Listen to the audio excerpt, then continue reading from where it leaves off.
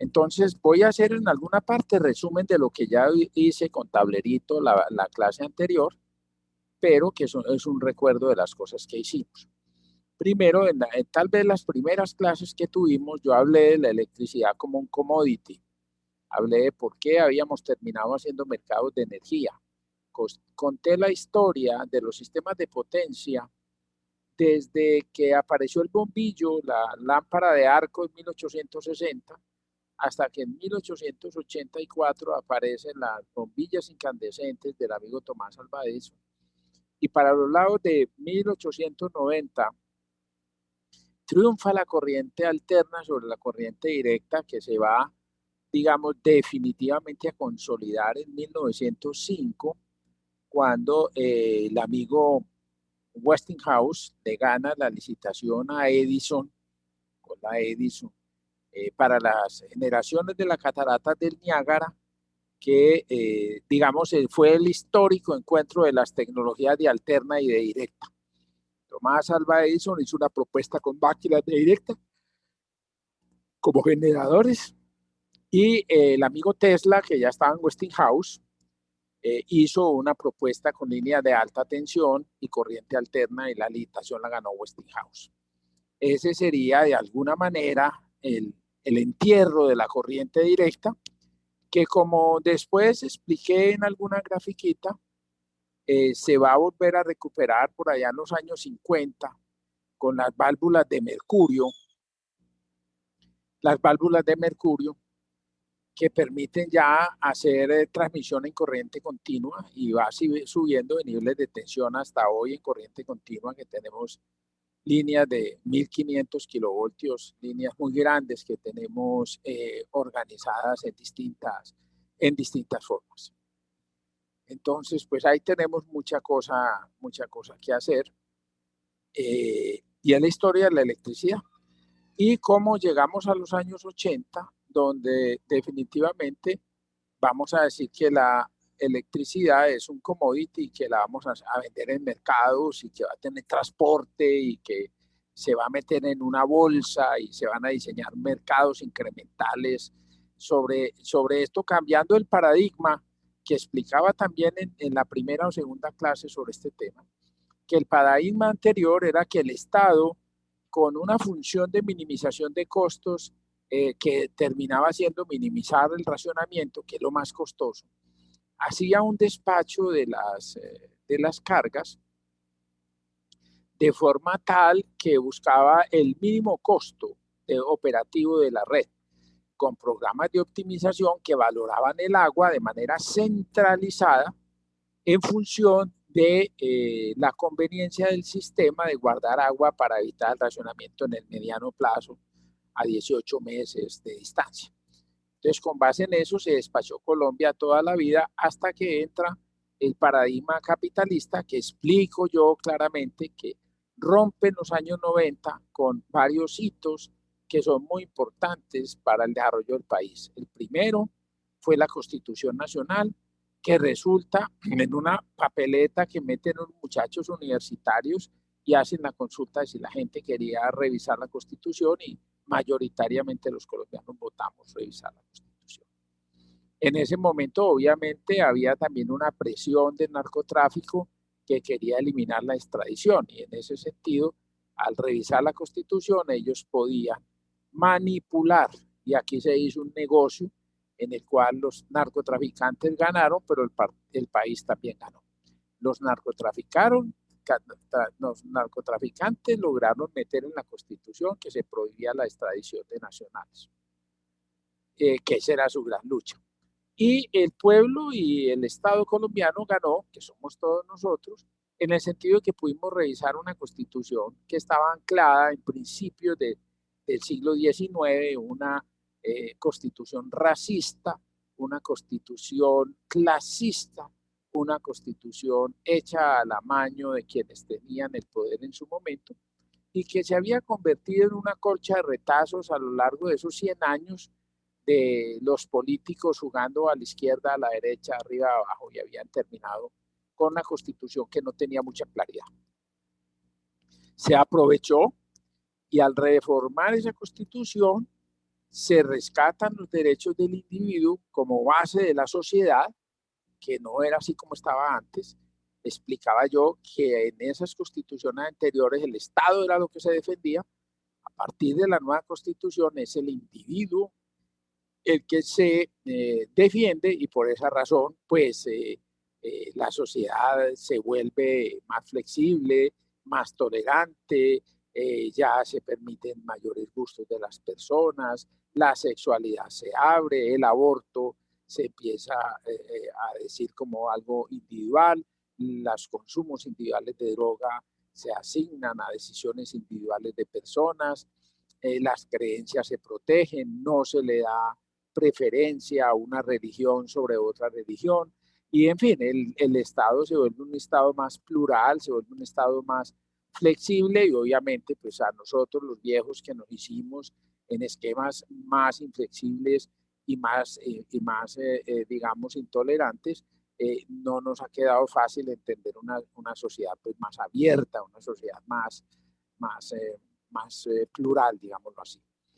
A veces eso, pues algunos viejos pretenden verla como un desorden social, cuando el objetivo de la Constitución era lograr que el ser humano fuera más libre, que el ser humano pudiera tener más posibilidades de tener su propia imagen del mundo, su propio propósito de vida, y que mientras no interfiriera con los demás iba a ser de acuerdo. Entonces, claro, por eso estoy haciendo un resumen de hoy en día la electricidad se ve como un bien, obviamente no es almacenable, como producto final al menos, debe producirse y transportarse en el mismo momento en el que se consume. No se puede diferenciar la fuente que la produce. Esto va a ser muy importante en relación a lo que está pasando en Colombia y en gran parte del mundo. Y es que en el esquema colombiano, yo les voy a explicar ahora que en el esquema colombiano, una vez usted ponga la energía como generador en el sistema, sea en el sistema de transmisión nacional o en los sistemas de distribución, esa energía ya pierde su naturaleza. No se puede asignar esa energía a nadie. Y yo hacía una advertencia que voy a dejar muy clara en estas clases. En Colombia los generadores no venden la energía a nadie individualmente. Toda la energía de los generadores se vende en la bolsa. Toda, sin excepción, se vende en la bolsa. No puede un generador indicar que la energía que está poniendo ahí va para un determinado contrato. No. En Colombia la generación es una actividad totalmente separada de la comercialización. Por lo tanto, lo que determina que un generador genere o no genere es si sale en mérito para el día de mañana. Cuando XM decide quiénes generan mañana, cualquier cosa mira menos los contratos. No tiene nada que ver con los contratos. En Colombia el mercado no es físico.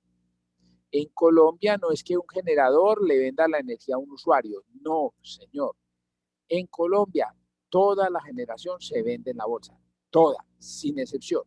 Los únicos que pueden vender energía de manera propia para un determinado consumidor son los autogeneradores.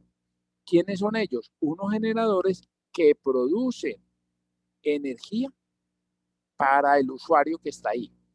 Eso se llama autogenerador. Esa es la única que la energía se produce para ese usuario. De resto, desde que usted ponga un generador y toque la red hacia afuera y diga, esto es un generador, ya no puede decir, vea, esto es para este usuario. No. Todo en Colombia se vende en la bolsa y no está vinculado a los contratos. Y por eso se diseñó una actividad separada que se llama comercialización, donde los comercializadores van a comprar energía o a vender en un mercado que después explico, pero si atienden a un usuario final, les toca comprar toda la energía en la bolsa. Y por esa razón, en Colombia, estrictamente, ningún usuario puede decir que compra energía limpia. Es que yo le estoy comprando la energía al grupo Enel. Y como el grupo Enel no tiene en Colombia sino generadores solares. Yo estoy comprando generación limpia solar. Eso es falso en Colombia. Cuando usted le compra al grupo Enel, no le está comprando al generador Enel, le está comprando al comercializador Enel. Y ese comercializador Enel a la vez está comprando en la bolsa, donde está la energía de lo térmico, de lo hidráulico, de lo solar, donde todo está mezclado. Donde yo no puedo decir como Enel es que esta energía viene de mi generación solar. No, es una falsedad y que algunas veces a los usuarios les mienten y les dicen, vea, cómpreme a mí que yo soy un generador térmico. Y como yo soy un generador térmico, cuando haya un niño, entonces yo no tengo problemas, porque mi generación no depende del niño. Así que si usted me compre a mí, usted no va a ser racionado en los fenómenos del niño, porque usted va a poder levantar la mano y va a poder decir, señor, es que yo le estoy comprando un térmico, a mí no me pueden racionar. Falso. Ese señor que le está vendiendo energía a usted como usuario final, no la está comprando en un generador. No, porque en Colombia no hay venta física de energía. La está comprando en la bolsa. ¿Y en la bolsa cómo se está generando? Los que ese día salieron del mérito. Llámense solares, llámense hidráulicos, llámense térmicos. O sea que yo no le puedo garantizar a un usuario que si yo tengo un generador térmico, al venderle la energía a él, no lo van a racionar. Porque ahí, en ese segundo, en el ítem donde yo estoy vendiendo la energía al usuario final, lo estoy haciendo en calidad de comercializador, no en calidad de generador. Y por esa razón, no puedo garantizarle que si hay racionamiento, a él no lo vayan a racionar. Porque cuando haya racionamiento, van a racionar la energía en el sistema, la que está en la bolsa. Y ahí va a caer todo el mundo por parejo, no importa a quién le esté comprando usted la energía. Todo el mundo se va por parejo, porque usted no está comprando una energía generada, usted está comprando una energía en la bolsa, porque todos los comercializadores tienen que comprar en la bolsa con mucho y que ellos, además de ser generadores comercializados, sean también generadores. Haga su pregunta, porque esto es muy importante que quede claro. Sí, señor. En este momento, Mineros de Antioquia cuenta con 2 hidroeléctricas. Sí, señor. Providencia 1 y Providencia 3, Sí. ¿cierto? Esas hidroeléctricas, ¿usted sabe si ellos las utilizan para vender ahí también en la bolsa a todo el sistema Claro, interconectado los o es solo para excedentes. ellos? Ellos, durante mucho tiempo, Mineros consumió energía para sí mismo.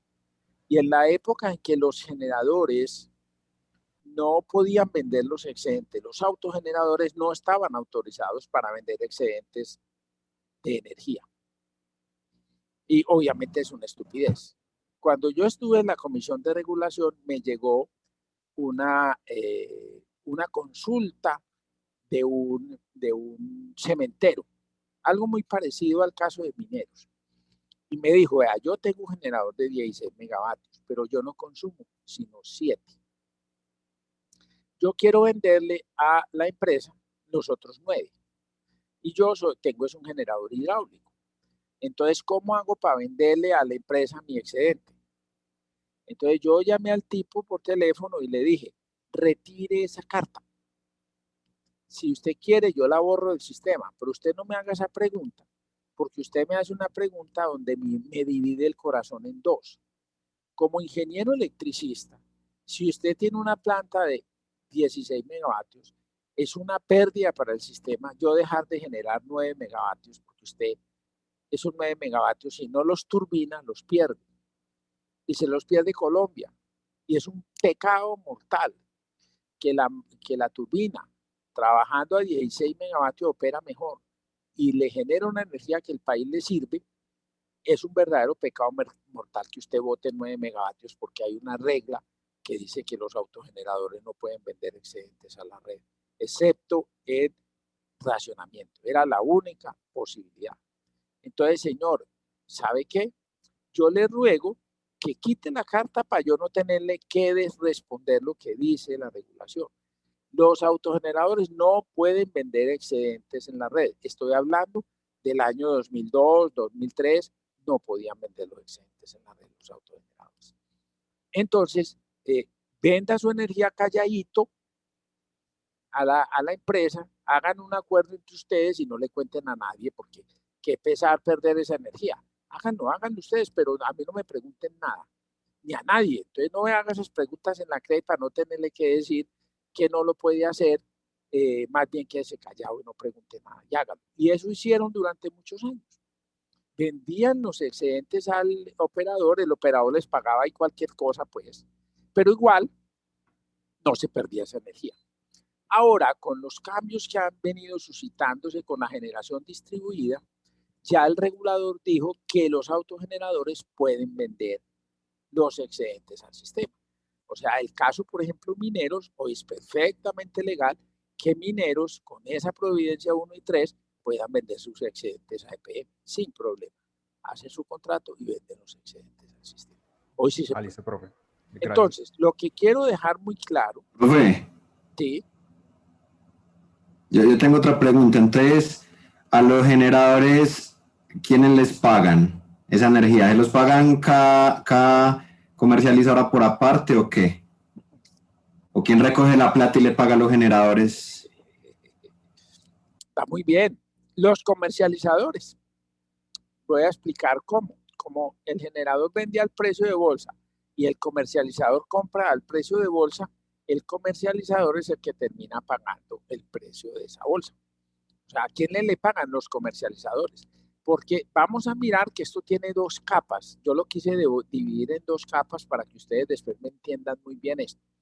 Va a haber un mercado físico en el cual va a haber energía que entra de los generadores al sistema, y de ese mercado físico la demanda va a beber energía. Ese es el mercado que cierra, porque por este lado están los que compran al precio de bolsa y por este lado están los generadores que venden al precio de bolsa. Entonces los que compran al precio de bolsa reúnen la plata para pagarle a los generadores que generan al precio de bolsa.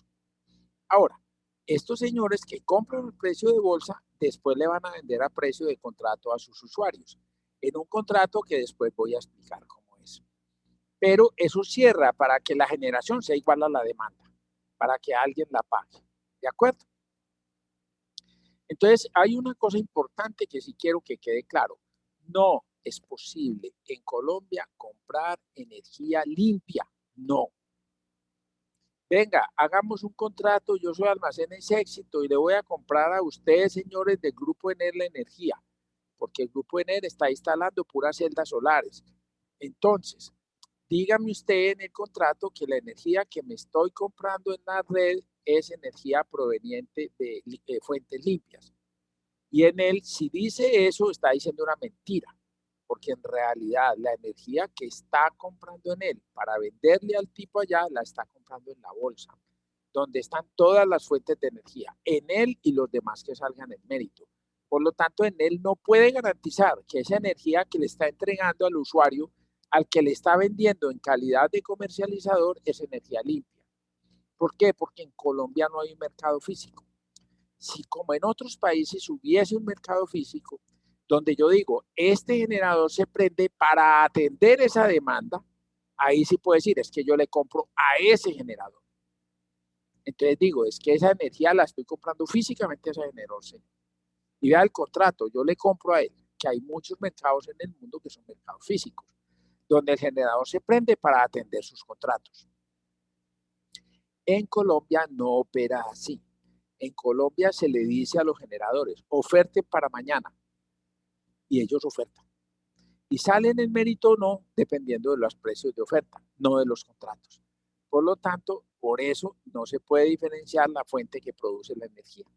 Es decir, hay muchas líneas, hay muchas interconexiones, hay muchas fuentes, hay muchas tecnologías. No se puede saber la energía dónde va. Yo puedo saber el promedio y decir que Colombia el 70% de la energía es hidráulica, pero eso no me permite garantizar que sepa qué energía va. Es como si los generadores tiraran agua en una piscina con unos baldes y el generador que es muy limpio tira un agua transparente y el generador que es muy sucio tira un agua negra. Pero igual todos, los unos tiran negro, los otros transparente, los otros verde, los otros de varios colores y en la piscina todo eso queda revuelto. Así que la demanda que se representa por unos señores que meten una balde en la piscina y sacan agua equivalente a comprar la energía, no van a sacar agua transparente, no van a sacar agua verde, no van a sacar agua negra, van a sacar una mezcla de todo lo que llegó ahí. Por lo tanto, no puede meter el balde y decir estoy comprando energía limpia. No, señor. Así es Colombia. No hay un tubo entre el generador y el usuario para decir esta generación va para ese usuario. Son dos actividades totalmente separadas. Muchos países no las tienen. Esta semana dicté una conferencia para un público en Chile, pues era de Latinoamérica, pero era organizada por los peruanos y teníamos Perú, Chile y Colombia. Yo era el representante de Colombia. Y les explicaba eso. Y el chileno me explicaba que van a hacer otro cambio en la ley eléctrica de Chile para introducir la figura que tiene Colombia, el comercializador. Chile no tiene, ellos tienen un mercado físico y ya de verdad lo quieren volver financiero y para eso tiene que separar la actividad de generación de la actividad de comercialización. Eso no lo ha hecho Perú, eso no lo ha hecho Ecuador. El único país de Estados Unidos para abajo que lo ha hecho es este pechito de país. Colombia es el único país en toda Latinoamérica. Creo que El Salvador también creó el personaje, perdón. De pronto El Salvador, que es un mercado muy chiquito, tiene comercializado. De resto, todo el mundo genera y esa energía la vende y se acabó, se cerró el mercado. Nosotros vamos a mirar que tenemos un esquema que si bien no lo aprovechamos en forma, por lo menos nos permite montar encima de este mercado físico que vamos a hablar y explicar después, un mercado puramente financiero que yo les voy a explicar. Hay costos fijos y variables que difieren por tecnología. Entonces también yo les expliqué el concepto del inframarginal, que después lo voy a volver a refrendar para que les quede muy claro. Y porque es un solo precio de bolsa y que es un mercado incremental y explicamos varios conceptos de microeconomía que nos sirven para entender cómo se diseñó el esquema colombiano, donde definitivamente, dependiendo de la tecnología, se compite o no en un mercado. Hablamos de la matriz energética y les dije, aquí no viene cualquiera a poner un generador. Aquí primero tiene que ver cuáles son las matrices energéticas del país para saber contra quién va a competir. Y eso más adelante lo voy a mostrar porque se ha cerrado el primer hito. Hay varios hitos históricos que van a hacer grandes cambios en el sector eléctrico. El primer gran hito histórico es cuando las energías solar y eólica se igualen por kilovatio hora producido a la energía hidráulica.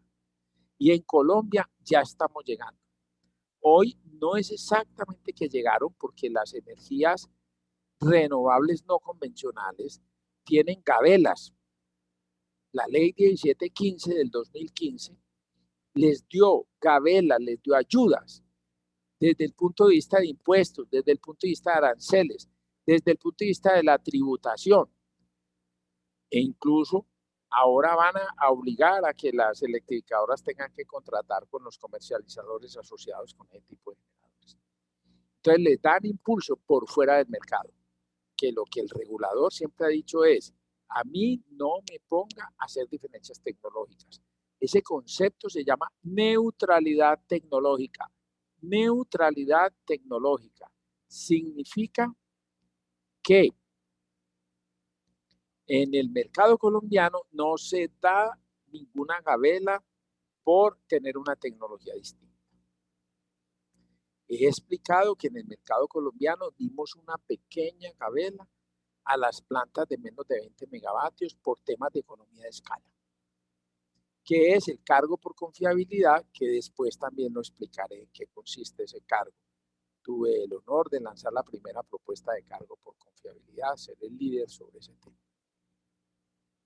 Y una de las cosas que ya había mostrado yo cuando expliqué los conceptos de microeconomía relacionados con mercados incrementales es la baja elasticidad de la demanda, baja elasticidad precio de la demanda. ¿Qué significa este concepto? que si cambian los precios, no cambia mucho la cantidad. Y nosotros vimos eso como una línea vertical en la demanda. La demanda es la demanda independientemente del precio. ¿Qué significa? Que tiene elasticidad cero completamente. Es decir, por mucho que cambie el precio, la gente no va a cambiar el consumo en el corto plazo. Y estoy hablando del mercado spot, que es de un día. Explicaba yo que nadie va a llamar a la casa a decirle a la mamá que no plancha a las 7 de la noche porque la energía va a estar muy cara a esa hora. O sea, nosotros no respondemos a la variación diaria de precios. ¿Qué significa? Somos inelásticos. Entonces, ¿qué vamos a responder? Por allá a los 3 meses en promedio, si vamos a decir, oye, la energía es que está muy cara, oiga, es que estamos en niño, apaguen los bombillos. Allá empezamos nosotros a responder medianamente. Y uno de los grandes retos que tiene el sector eléctrico en los años venideros es cómo lograr que el usuario participe de este mercado. Por ahora no participa. Entonces le toca al regulador, de alguna manera, acondicionar las reglas para tratar de responder como el usuario. Pero cada vez queremos que el usuario participe más en el mercado. ¿Y cómo va a participar el usuario en el mercado? De muchas formas. Primero, responder a los precios. ¿Qué significa responder a los precios? Darle la oportunidad al usuario que no sea una demanda amarrada al distribuidor, como somos nosotros. Nosotros estamos pegados de EPM y tenemos que pagar la tarifa que la CREC le puso a EPM. Nosotros no podemos escoger el prestador del servicio. Entonces, cuando podamos escoger libremente el prestador del servicio, habremos declarado lo que se llama el servicio universal. Así se llama, servicio universal. ¿Qué significa servicio universal? Que cada persona puede escoger el comercializador que le vende la energía. Hoy se puede hacer, si usted quiere, pero le toca poner un medidor con telecomunicaciones y resolución horaria, TIQ, que vale 4 millones de pesos. Entonces usted no se va a cambiar de empresas públicas para Batia, asumiendo un costo de 4 millones de por el medidor. Entonces, en teoría usted se puede cambiar, pero en la práctica no tiene sentido económico que usted se cambie de comercializador. Y en Colombia, usuarios regulados como nosotros, que se hayan cambiado de comercializador son alrededor de 2.000 en un mercado que es perfectamente un mercado de 12 millones, de 12,5 millones de instalaciones. Solo 2.000 regulados se han cambiado perdiendo plata, lo hacen seguramente por cualquier razón que sea. Pero cualquier razón es loca, porque usted con lo que se va a ahorrar la plata cambiando del comercializador incumbente, es decir, del asociado con el operador de red, que es el comercializador distribuidor, por mucho que usted consiga una energía más barata con otro comercializador, si es que decidiera cambiar de comercializador, jamás le daría 4 millones de pesos de ahorro en una factura de mes a mes de ahorrarse de 10.000 pesos mensuales. Eso nunca le va a pagar los 4 millones de pesos que le vale a usted el medidor. Entonces, en la práctica no está el servicio universal porque no están las condiciones para que los usuarios se puedan cambiar libremente de comercializador. Entonces, estamos amarrados. Entonces, no somos elásticos. Entonces, lo primero, no hemos creado mecanismos para que los usuarios compren y vayan y compren energía a quien les plazca. Eso daría cierta elasticidad porque el usuario entraría al internet y diría, mira, está vendiendo muy barata tal empresa. Yo le voy a comprar la energía los próximos 4 meses a esa empresa. Y faltando un mes se monta y vuelve a abrir la página de internet y dice, aquí hay 18 comercializadores y este tiene un gangazo. Mira, está ofertando 4 pesos menos el kilovatio hora. Si le compro un año, le voy a comprar un año a este. Y así uno podría cambiarse. Eso existe en países como Inglaterra, existe en países como España, en algunos estados de Estados Unidos, donde se ha declarado el servicio universal. Es decir, usted por internet compra la energía de quien le da la gana. Y su medidor llega a un sistema de gestión de medidas y se la asignan a ese comercializador de manera automática. Muy bien. No tenemos esa elasticidad, le estamos ganando. ¿Cómo más? Con lo que apareció llamado los prosumidores, que son productores y consumidores. Y es cuando usted decide en el centro comercial, en el edificio, en la empresa, en su casa, en su finca, poner, por ejemplo, generación solar.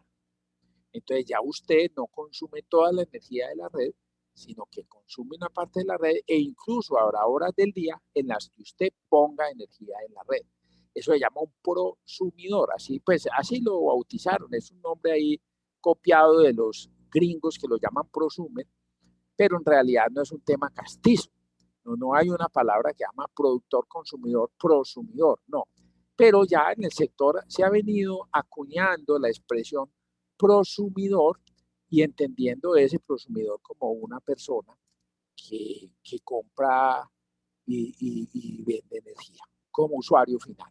Entonces ese también empieza a responder como al mercado y empieza a interesarse en el mercado, que es otra cosa que es agradable tener eso.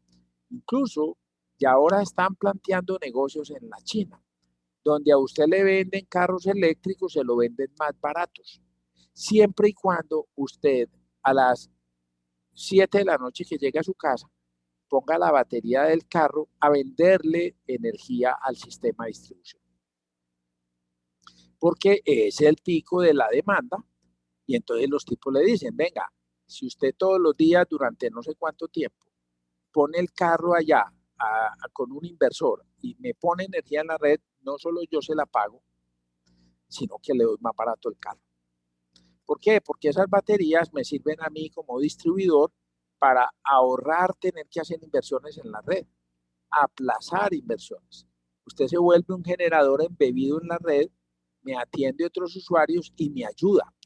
Y nos hacemos pasito, hacemos negocio.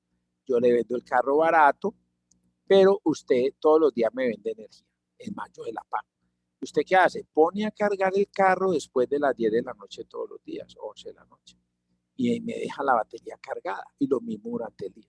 Y por la noche, vea cómo le compro la energía bien comprada. Haga su negocio. Cargue de noche barato, véndame de día caro. Usted gana y yo gano. Los dos ganamos. Eso es que hacer que el usuario empiece a responder también a la demanda. Y empieza a decir, oye, este negocio está interesante, hermano, yo puedo participar en este negocio, a mí me gustó este negocio. Imagínate, me venden el carro bien barato y enseguida me compran la energía. O sea, yo estoy haciendo negocio por todos los lados. Y de otro lado, algo que en Colombia se ha intentado, que son los anillos de seguridad. Y es que le dicen, vea señor, como nosotros estamos expuestos al fenómeno del niño, ¿qué pasa si usted y yo firmamos un contrato de que cuando llegue el fenómeno del niño, al primero que lo raciono es a usted? Pero yo, ¿por qué voy a firmar el contrato? Porque yo le voy a vender más barato el kilovatio hora. ¿Cómo así hace?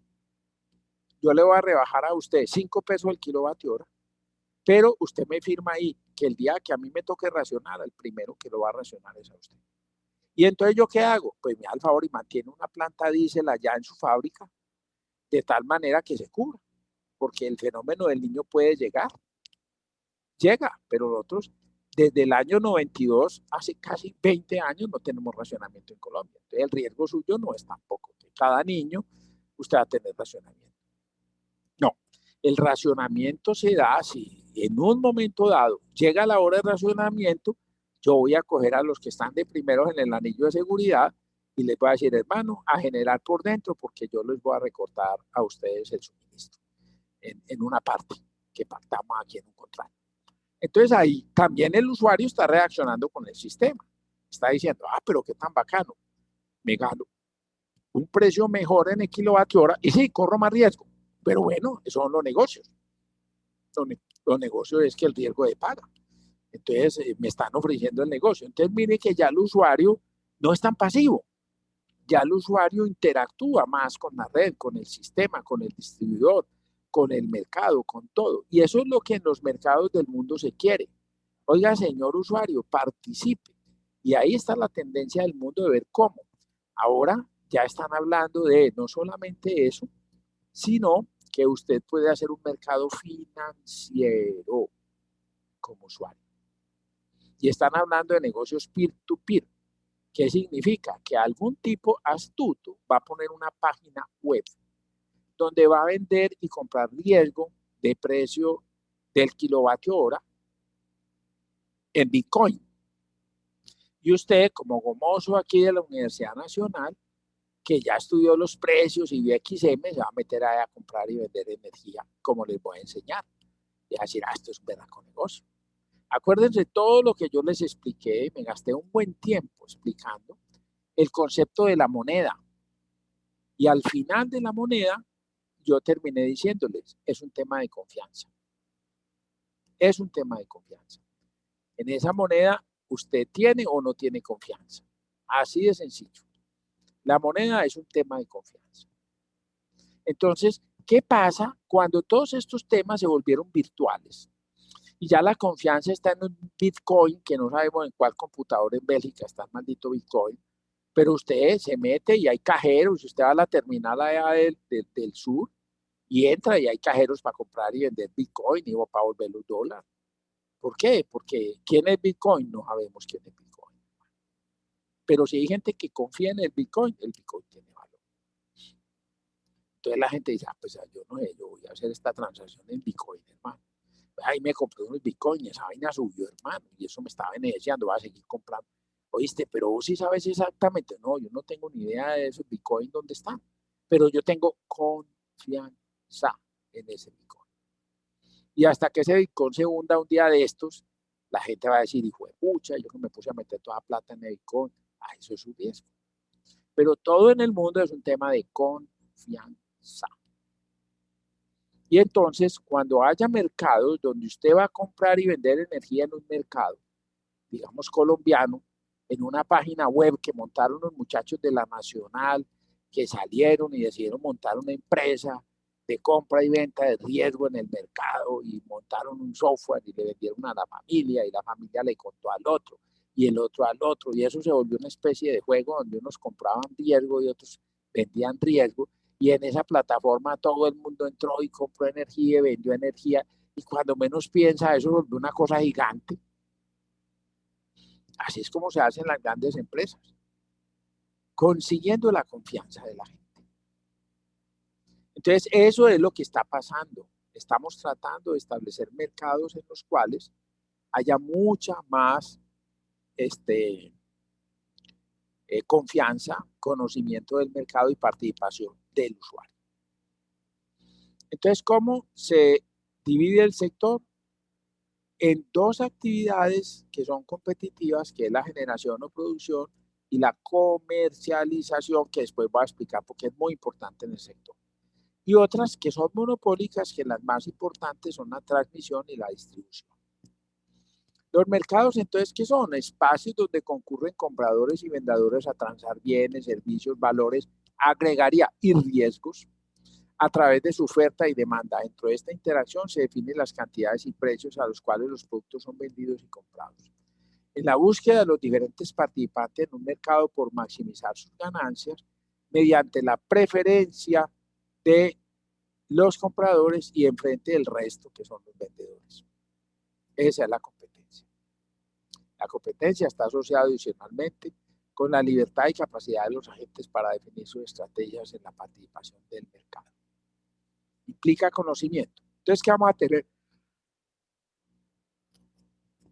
Vamos a tener un mercado que se llama el mercado mayorista. El mercado mayorista significa que es el mercado de los grandes jugadores. En ese mercado están los grandes jugadores del mercado. Voy a llamar mayorista. Ahí están los agentes. Ahí no están los usuarios. Para nada están los usuarios. ¿Qué tenemos? Un mercado spot donde los generadores, que son los agentes grandes, venden su generación.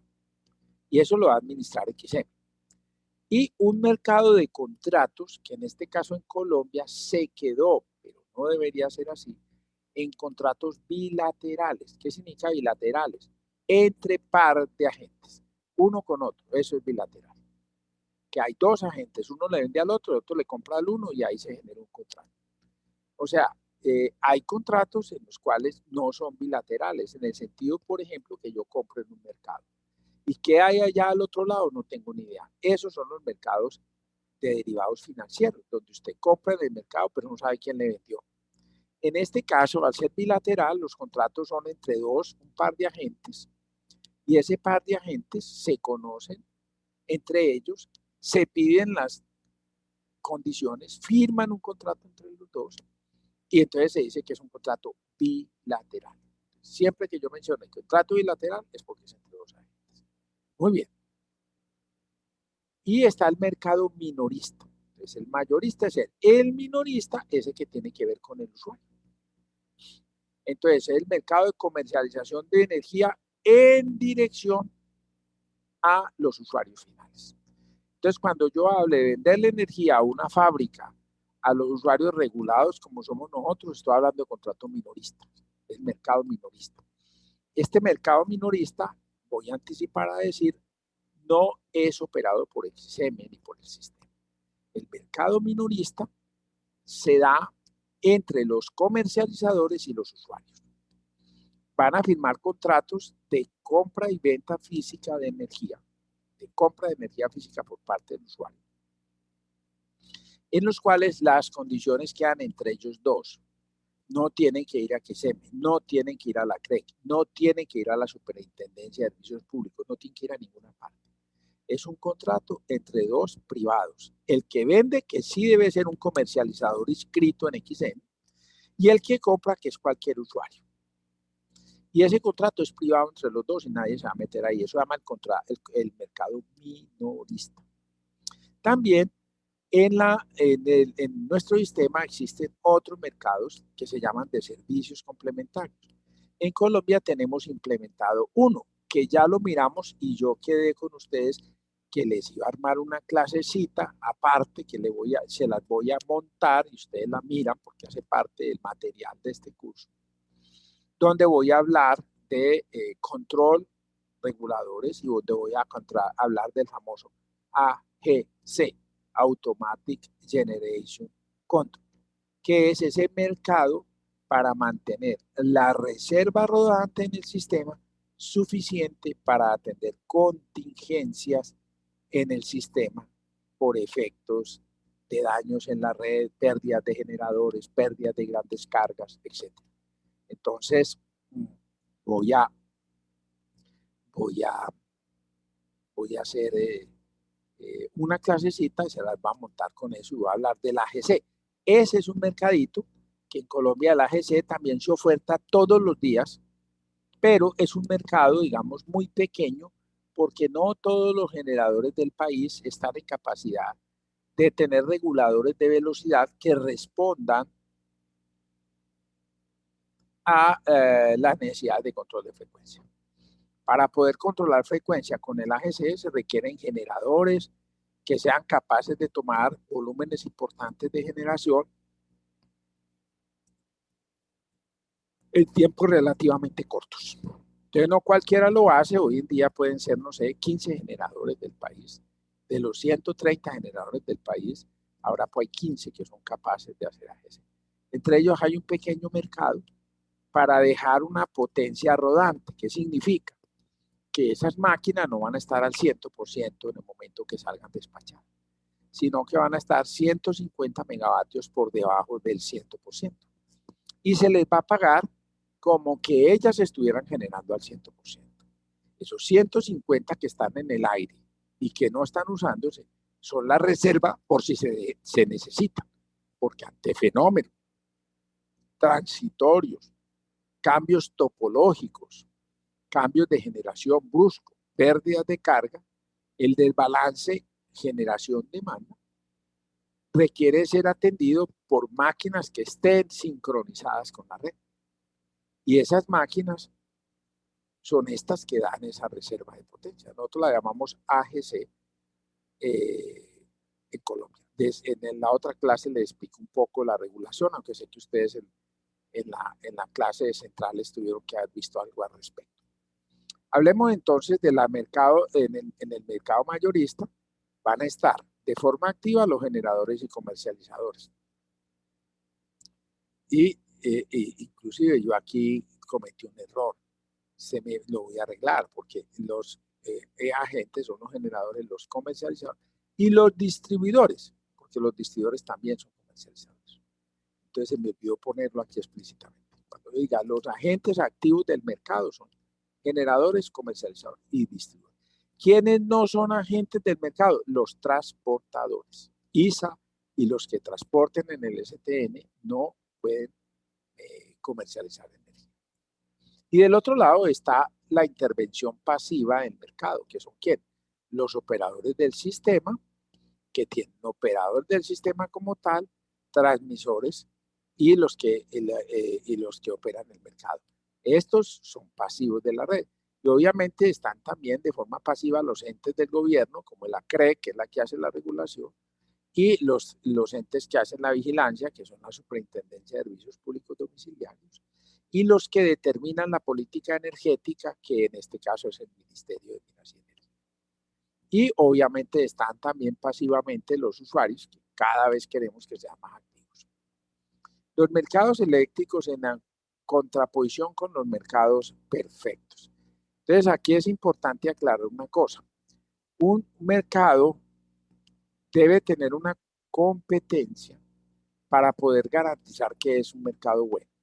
Entonces, si tenemos competencia en los mercados, logramos unos mercados ideales. ¿Qué es un mercado ideal? Un mercado ideal debe tener 3 características. Tomen nota, que sean perfectos. ¿Qué significa que un mercado es perfecto? Que ningún agente es grande. Eso significa. En un mercado perfecto, todos los agentes son chiquitos. Por ejemplo, un mercado súper perfecto tuviera 100 generadores, cada uno del 1%. ¿Eso qué implica? Que no tengo poder de mercado por el tamaño. El mercado colombiano está lejos de ser un mercado perfecto. Vamos a mirar que es un mercado oligopólico, donde hay 5 agentes que tienen el 80% de toda la generación, o sea, los dueños. El resto se llama el residual, son los que quedan ahí, que normalmente son tomadores de precios y no participan porque son pequeños. Estos 5 son los que ponen los precios. En un mercado oligopólico, el equilibrio de precios se logra siguiendo una teoría que estudió un matemático que se llamó Nash, que llamaron el equilibrio de Nash, que demostró a través de la teoría de los juegos no cooperativos. Nash demostró que los agentes, sin necesidad de sentarse con una botella de whisky a pactar precios, llegan a los precios que los sirven a todos. Mientras más oligopólicos sean los mercados, más alto es ese equilibrio. Y se llaman juegos no cooperativos porque no suponen que la gente se reunió. Cuando la gente se reúne a definir precios, se dice que colusionan. Mercados colusionados son mercados en los cuales los agentes se sentaron con una botella de whisky y dijeron, bueno, hermano, somos los dueños del mercado, por decir algo, del arroz de Colombia. Somos 5 arroceros, 3 arroceros. No nos vamos a matar entre nosotros, hermano. Venga a ver, la libra de arroz la vamos a poner en tanto. Y usted coge Santander y usted coge Boyacá y yo cojo Cundinamarca. Y listo. Y el precio va a ser así, así, así. ¿Estamos de acuerdo? Sí, hágale pues, tome el otro whisky. Eso es colusionar, eso es delito. Y la Superintendencia de Industria y Comercio ha dado sanciones ejemplares en Colombia cuando ha descubierto a agentes como el famoso cartel de los pañales, el cartel de las toallas higiénicas, el cartel del papel higiénico, el cartel del arroz, que también hubo un cartel del arroz. Y entonces dijeron, vea, ustedes, berracos, se pusieron de acuerdo. Y aquí están las pruebas, vea el mail, vea la reunión, vea la cosa. Y venga el esclavo, una multa bien berraca por haberse puesto de acuerdo en los precios. Eso se llama colusión. En el equilibrio de Nash no hay colusión, es decir, ahí no hay delito. Realmente, Nash demostró que hay un punto óptimo donde todos sacan una buena tajada, todos salen satisfechos y es el que les produce el mejor beneficio. Se llama el equilibrio de Nash. Y se llaman juegos no cooperativos porque no exigen que ellos se junten a poner el precio. El precio se va a dar de manera natural en un mercado que es un mercado oligopólico, no perfecto. Entonces, un mercado perfecto es aquel donde todos los agentes son pequeños, todos. Eso es un mercado pequeño. ¿Qué significa que hay un mercado pequeño? Que la decisión de un agente sobre sus precios declarados al mercado pasa inadvertida para los demás. Un agente dice, yo mañana es berraco, voy a poner 300 por el kilovatio hora, y en la bolsa hoy cerró en 150. Ah, no, hermano, yo muevo este mercado como un berraco. Pues. Entonces mañana oferta 300 pesos. ¿Y qué va a pasar? No sale el mérito. ¿Alguien se dio cuenta? No, había otros 99 generadores que llenaron eso. Por lo tanto, la actitud individual de un generador no afecta al mercado.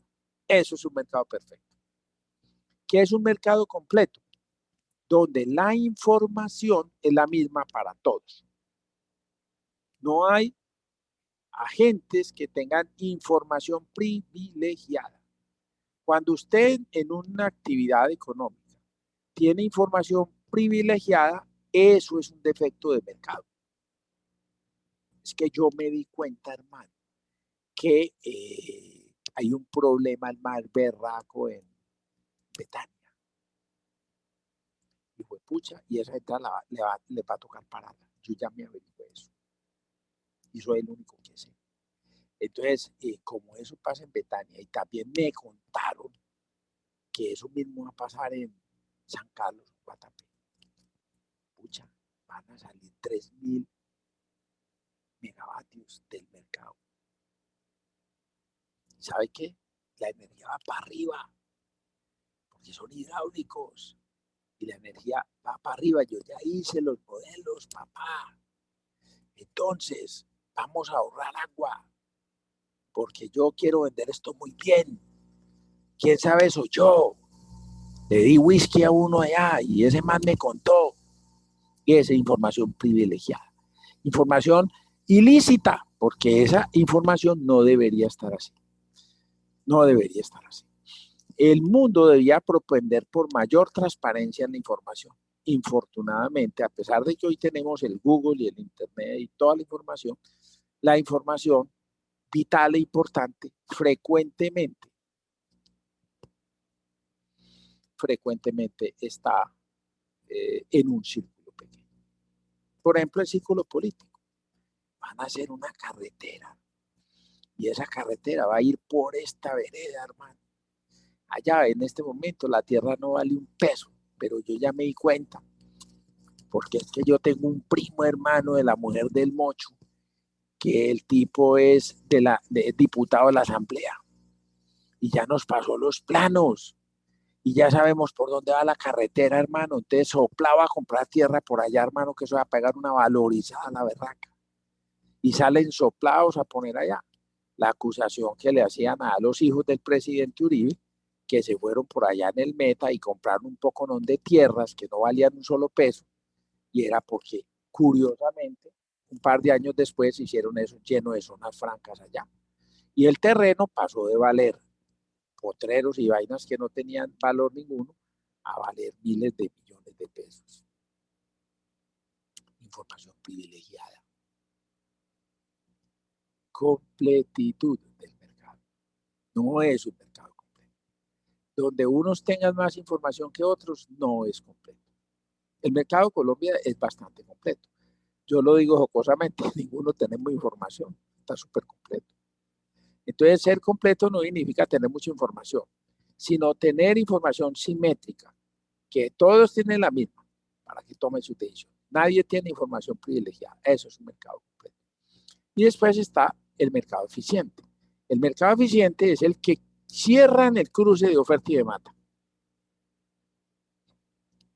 En el caso nuestro casi siempre es eficiente, excepto cuando hay razonamientos. El resto cierra la demanda.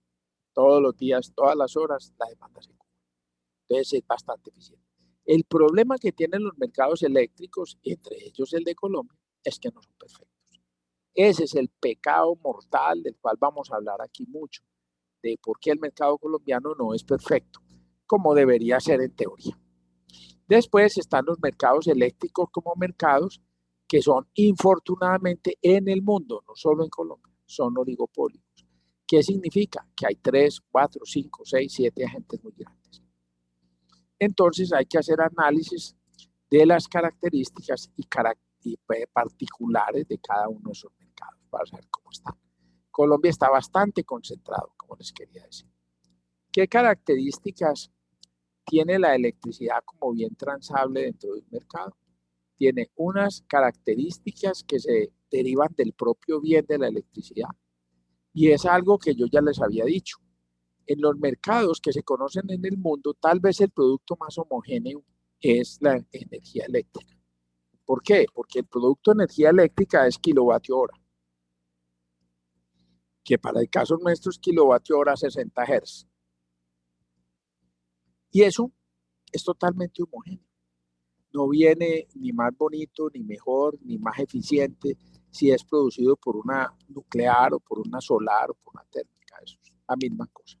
Entonces es homogéneo, no hay diferencia. Una vez usted le entró kilovatio hora en su casa, su nevera le va a funcionar independientemente de quién produce ese kilovatio hora. Es no almacenable, ya hemos dicho, por lo menos como bien final. Es un servicio público que está siendo defendido por la Constitución como un servicio esencial. Y no hay un estricto control sobre los flujos de potencia. Uno de los pecados que hoy tenemos en el sistema de potencia, hoy, es que los flujos son consecuencia de las posiciones de las redes. Nosotros en este curso de potencia vimos un transformador de relación de voltaje y vimos el transformador desfasador que un poco controla el flujo de potencia por la línea. Pero no hemos visto el SSR, que es el sistema de compensación serie controlada, que es tener unos capacitores en serie con una línea y controlar esa capacitancia con tiristores o válvulas BTO, cualquiera de esas, GTO o cualquiera de esas, para controlar el flujo por la línea. Entonces, hoy en día, cada vez hay más dispositivos que controlan los flujos por la línea a partir de la electrónica de potencia. Están los FACS, Lazy Transmission System. Es cualquier sistema que mejore la transmisión de la línea. Por ejemplo, los SBCs, Static Bar Compensator, que tienen bobinas en paralelo, condensadores en paralelo y meten y sacan reactivos de la línea de forma continua para tratar de mantener el voltaje en un voltaje de referencia. Diga usted, qué sé yo, 1 por unidad. Entonces, meten y sacan reactivos. En Colombia tenemos 4 compensadores de ese estilo. El primero fue el de Chinú, ese es el único que yo he podido trabajar hace muchísimos años, a principios como en el 2004, no antes del 2004, en el 99 tal vez, 2000, donde hicimos los primeros modelos de compensador estático de Chinú, que fue el primero que tuvo. Y después se pusieron otros en Bogotá. A raíz de la demora en la entrada de un proyecto muy importante, Bogotá tuvo que poner compensadores estáticos. Hoy tiene un SBC y tiene un STATCOM. La diferencia entre los dos fundamentalmente es la tecnología de las válvulas electrónicas. En realidad, en el fondo no son muy diferentes, pero las válvulas son muy distintas y por eso se dice STATCOM, Static Compensator, y el otro se llama SBC, Static Bar Compensator. Pero son tecnologías distintas, pero hacen lo mismo, digamos, en el fondo, tienen pequeñas variaciones, hacen lo mismo, porque tienen unas válvulas distintas, que no alcanzo a entrar en detalle sobre esos compensadores, pero cada vez en el mundo entran más. Y está el alto costo de racionamiento. Esa va a ser una variable que va a justificar muchos proyectos. La energía más costosa es la que no se tiene. Luego, derivadas del sistema de potencia y de la cadena de valor que encontramos. Una amplia cadena de valor. ¿Qué significa eso? Que en cada punto de la cadena se le agrega valor al producto. Nosotros tenemos generación, transmisión, distribución, comercialización, operación del sistema, planeación del sistema. Tenemos muchas actividades alrededor de esto. Entonces, es una amplia cadena de valor. Hay monopolios naturales y actividades en competencia que ya las hemos analizado en este curso. Y hay inversiones de largo plazo. Esa va a ser muy importante, porque las inversiones de largo plazo están relacionadas también con la facilidad de recuperar el capital invertido. ¿Qué se recupera el capital invertido? Y aquí las inversiones normalmente, nadie recupera el capital invertido. Entre otras cosas, no es que recupere, que la gente habla mal en economía de eso. No quiero usar ese lenguaje. Nadie hace un negocio con un capital invertido que pueda, digamos, de alguna manera compararse a la inversión original en el corto plazo. Cuando usted hace una inversión en el sector eléctrico, si usted es muy de buena, la recupera en 5 años. Es decir, todo lo que invirtió de billete ya le entró como ingreso y ya usted dice aquí en adelante todo es ganancia. Por ahí 5 años, yéndole muy bien. En la mayoría de los casos está entre 7 y 10 años. Y eso hace que no mucha gente quiera hacer inversiones, porque así yo hago esto, hermano, pero a mí quién sabe cuándo me toque recibir la plática de esto. Tiene un margen de capacidad en el sentido de que hay sobrecargas, hay congestiones en la red de transmisión y después hay posibilidad de que se formen islas en el sentido de que hay interconexión entre distintas áreas del sistema que en un momento dado pueden quedar aisladas. Finalmente, hay barreras de entrada de nueva generación y de salida. ¿Qué significa? Entrar aquí a este negocio no es fácil y salir tampoco es fácil. Usted quiere ser un generador, venga pues haga una generación, venga yo le digo. Planee, construya, financie, pelee con la autoridad ambiental, con la comunidad, hasta con el berraco. Y después venda lo que tiene. Tampoco encuentra en toda la esquina quien le compre eso. Compre una distribuidora, está en el mismo problema. Usted compra una distribuidora y véndala después. Son grandes inversiones, se recuperan en largo tiempo y son difíciles de salir de ellas. Por eso requieren una remuneración acorde con el riesgo. Muy bien. Adicionalmente, el mercado tiene una alta volatilidad de los precios en el corto plazo, en el spot. Por esa razón, nosotros vamos a hablar aquí de otros temas relacionados con lo que son los mercados de derivados financieros y los mercados financieros en general. Un mercado financiero, vamos a mirar aquí, es un mercado de riesgo, no es un mercado de energía. Y es muy importante que entiendan esto. Los contratos entre agentes, los contratos que salgan de los derivados financieros, no son contratos de compra y venta de energía. Son contratos de compra y venta de riesgo de la volatilidad del precio de un subyacente que se llama la energía, en una cantidad que las partes pactan. Entonces, no es necesariamente compra y venta de física energía. Es de riesgo. Los contratos del mercado de energía mayorista son contratos de riesgo, no son contratos de energía. Después vamos a aclarar eso porque es muy importante que ustedes me entiendan esto, porque el mundo va hecho hacia allá. Lo otro es que la demanda es inelástica, ya lo hemos dicho, no responde a los precios. Finalmente, miremos desde el punto de vista de los compradores y los vendedores qué tipos de mercados hay. Cuando hay muchos compradores, tengo una competencia perfecta desde los compradores. Muchos, por ejemplo, nosotros somos 12 billones de usuarios regulados en Colombia. Somos un mercado perfecto desde el punto de vista del comprador. Cuando son muchos los vendedores, que tengo muchos generadores chiquiticos, ese tema ideal de que todo lo cubrieran con 100 generadores del mismo tamaño, entonces yo también estaría en la competencia perfecta. Muchos compradores y muchos vendedores, estoy en el ideal que diseña el regulador. Ahora, cuando no hay muchos generadores, pero sí hay muchos compradores, el caso colombiano, entonces estoy en el oligopolio. Cuando hay muchos compradores y un único vendedor, como es el Instituto Costarricense de Electricidad, la Comisión Federal de Electricidad de México en la Electricité de Francia. Entonces uno que dice, esto es monopólico, no hay sino una empresa que presta el servicio. Entonces hay un único vendedor, así atienda a 12 millones de usuarios en un único vendedor. Estoy en un caso de un monopolio que debe ser regulado por tarifas. Cuando tengo pocos compradores, entonces estoy hablando de un oligopsonio. Si yo a los pocos oligopsonios, cuando los que compran 2 o 3. Entonces, si yo a esta cosa le combino que también hay un único vendedor, estoy enfrentando un monopolio contra un oligopsonio. Y vean ustedes el peor, un único vendedor y un único comprador, un monopolio, sino es bilateral. ¿Por qué? Porque uno no con el otro, no hay sino que pongan de acuerdo y ya.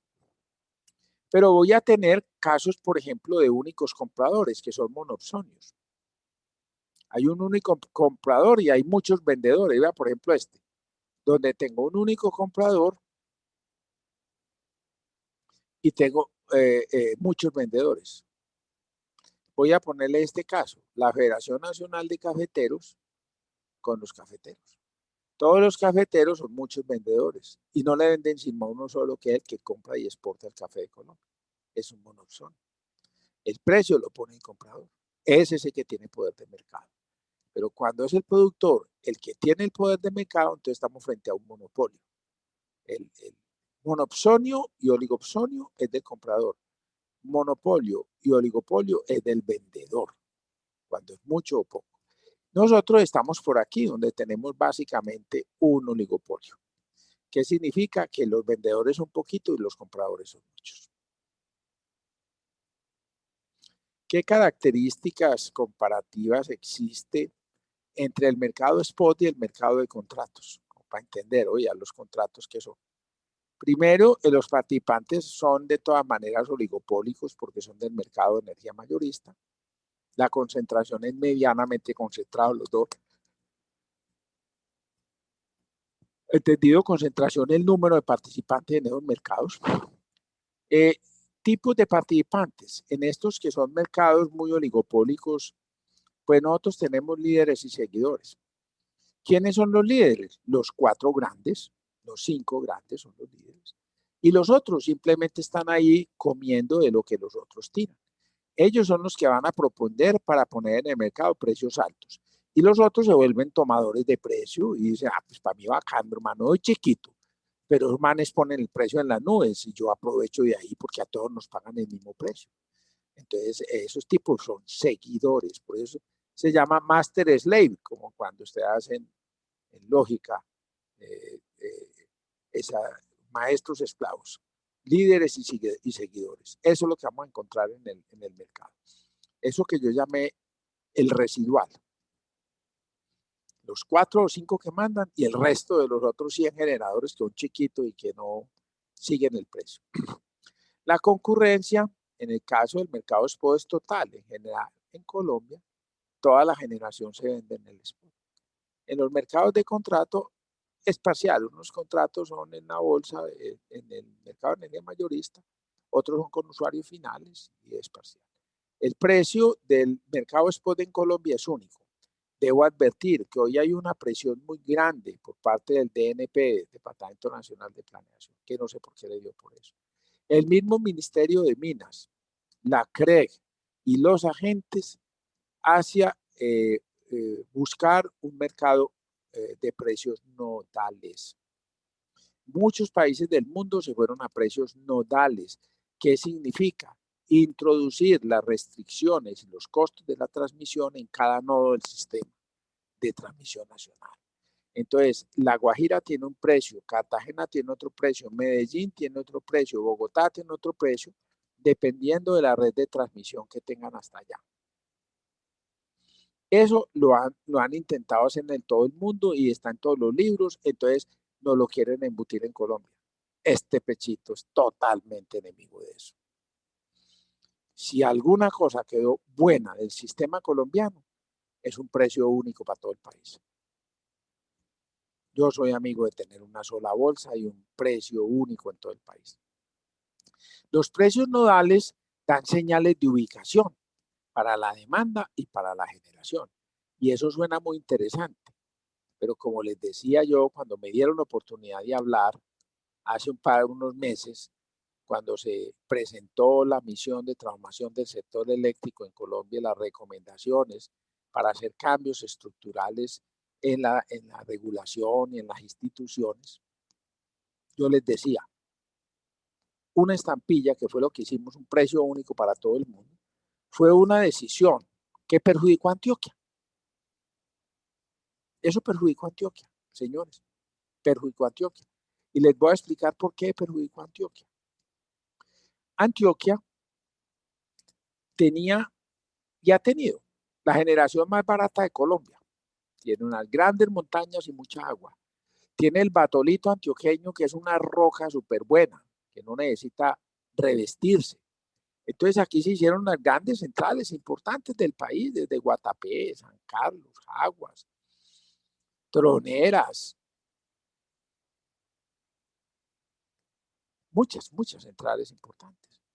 Entonces aquí la energía era barata porque era muy regional. Acuérdense que no estábamos muy interconectados.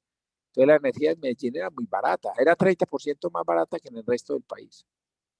Entonces, ¿qué hizo la industria? En general la industria tiene que pagar más o menos un 30% de sus costos en la energía eléctrica, la mayoría de las industrias.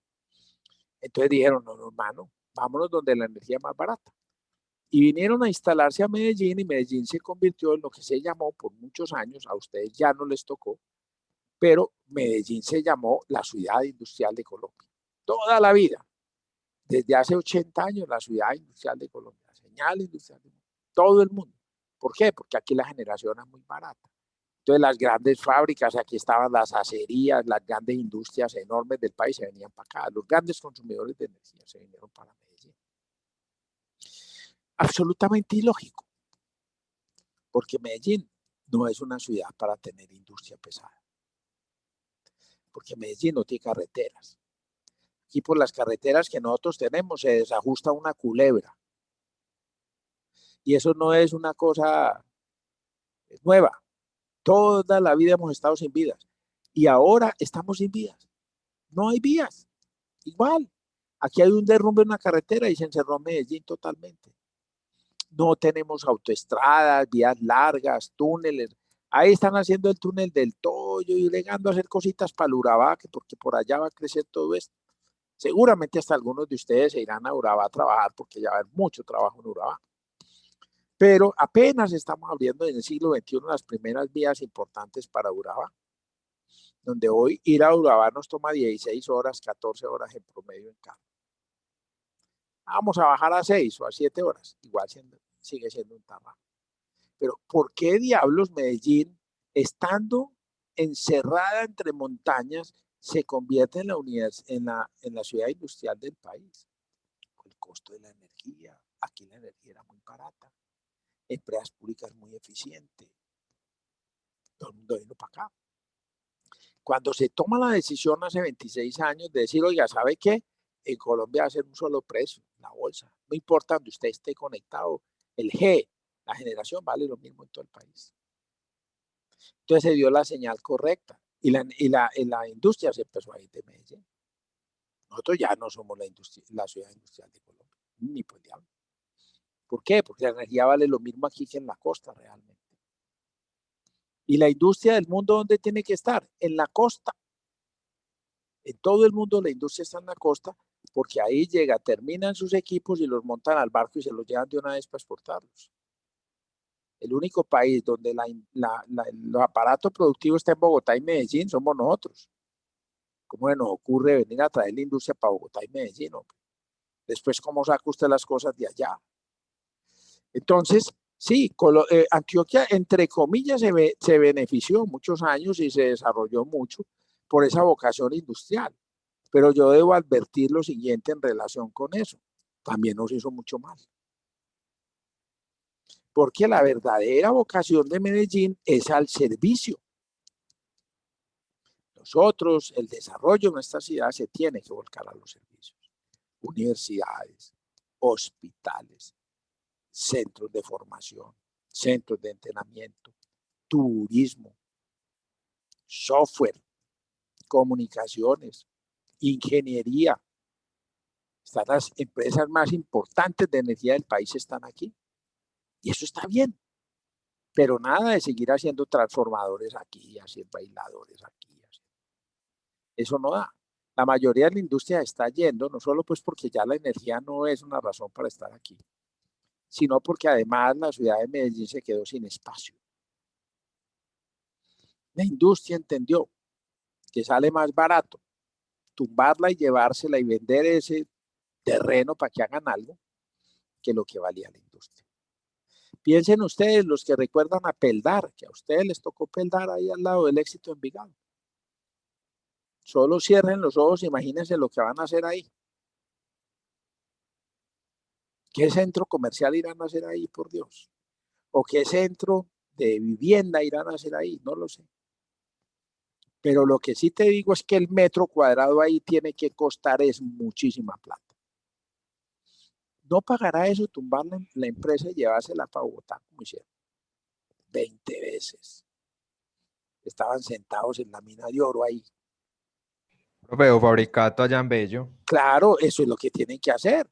Eso si tuvieran alguna cosita aquí en la frente, decían, aquí lo que vale es el terreno, hermano. Aquí el resto no vale nada. Vendan ese terreno y lleven esa fábrica para un pueblo o llévenla para afuera, si es que quieren seguir produciendo telas, vayan para Cartagena, Barranquilla, Santa Marta, por allá, o vayan al Pacífico, que ya están abriendo Buenaventura y se pone muy sabroso. Pero la industria tiene que ir de Medellín y eso está bien. Y mire que la señal viene del sector eléctrico. Cuando el sistema colombiano decide poner un precio único nodal para todo el país, con eso, a espantar todas las moscas, hermano, piérdanse de aquí. Ya aquí, que almorzó, almorzó. Entonces, eso fue lo que pasó en Colombia, señores. Eso fue lo que pasó en el país.